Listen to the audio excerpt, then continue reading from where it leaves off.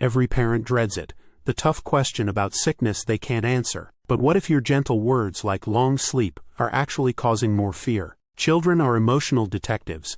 They sense when something is hidden, creating mistrust. And their silence isn't always peace. Often they withhold questions to protect you. Here's how faith-based stories provide a time-tested toolkit for these impossible talks. To find the right words, we must first get inside a child's mind. Many young children use magical thinking, believing their thoughts cause real events. This means they might secretly blame themselves for an illness, or think death is reversible, making vague language terribly confusing for them. This is why specialists insist on using simple, honest, age-appropriate language. No euphemisms, just gentle truth. And children aren't just thinkers. They have rich spiritual lives, naturally seeking meaning behind life's biggest events. So we have a communication gap, a child's magical thinking, and a deep need for meaning. What single tool can possibly bridge all of this? The answer is one of humanity's oldest tools, the story. Storytelling lets children process hard emotions and ideas in a safe, indirect manner. This isn't just a folk remedy.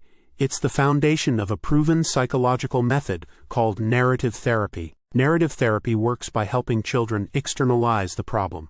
It's not "I am sick," but rather "I am dealing with the illness." This shift is psychologically massive. By separating the child from the problem, it gives them a sense of control.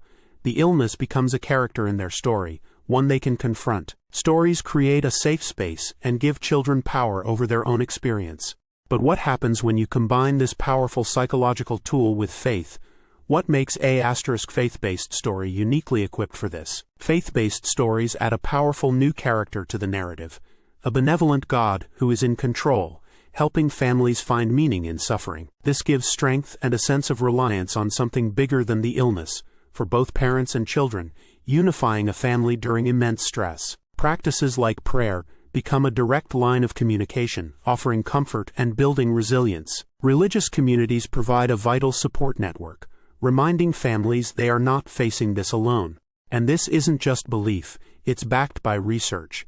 Medical science recognizes spirituality as a key factor in a pediatric patient's ability to cope. While stories help the child, we can't forget the immense burden on parents. For many, faith is their own primary coping mechanism. Now let's revisit something. Remember how children withhold questions to protect their parents? They see the stress and choose silence. A story provides a neutral third-party space. It becomes a way to talk about the scary thing without talking directly about our scary thing. This creates a safe opening for those unspoken questions to finally surface. So how does a faith story perfectly merge this psychological safety net with a framework for meaning? Let's connect the pieces. We saw how narrative therapy externalizes a problem. Faith stories do this masterfully by placing a struggle within a much larger divine story. This directly counters a child's magical thinking. The illness isn't their fault or random chaos. It's part of a story overseen by a loving God. So the story provides the safe psychological distance, and the faith provides the meaning and comfort. It's a combination that gives parents the exact words they need. This is why collections of faith-based stories are so much more than just books.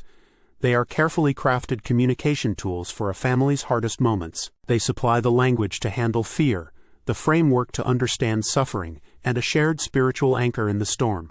By engaging with these stories together, families don't just explain an illness, they strengthen their bonds and build a foundation of shared resilience. Many resources, from storybooks to podcasts, are available to help you start these conversations. You do not have to find the words by yourself. When your child asks the hardest questions, you can have more than just an answer. You can have a story that offers peace, purpose, and hope. Faith-based stories, giving parents the words. Find resources in the description below.